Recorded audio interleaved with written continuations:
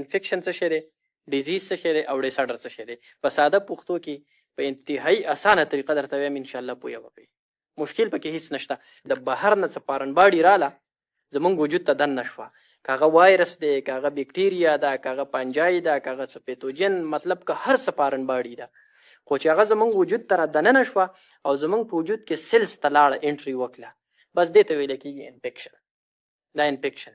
د انفیکشن نه وروسته بیا راځي ډیزیز. ډیزیز څه ته ویل کېږي؟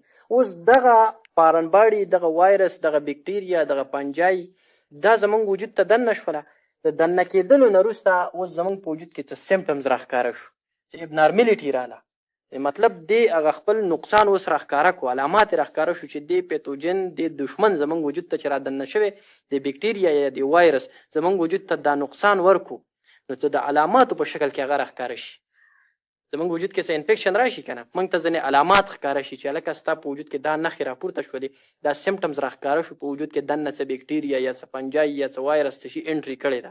نو کله چې زمونږ وجود بیا د انفیکشن نه وروسته سیمپټمز راښکاره کړي یا څه ابنارملټي راشي، موږ ته پته ولګېږي، دغه ته ویل کېږي ډیزیز. او د ډیزیز نه وروسته بیا دی ډیسارډر.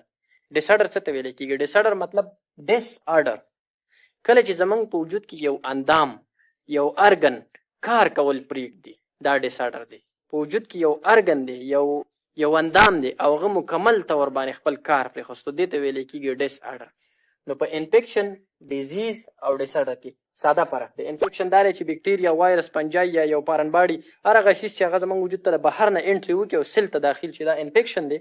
او بیا ډیزیز هغه دی چې اوس دغه خپل شکل، خپل علامات راښکاره کړه، سیمپټمز یې راښکاره کړه، ابنارملټي شو کړه، دا ډیزیز شو. او ډیسارډر مطلب دا دی چې ډیس آرډر، یو ارګن دی، یو اندام دی چې کار یې پرېښستو، دې ته ویل کېږي ډیسارډر. نو په انفیکشن، ډیزیز او ډیسارډر کې ساده فرق دی، مشکل پکې هېڅ څه نشته.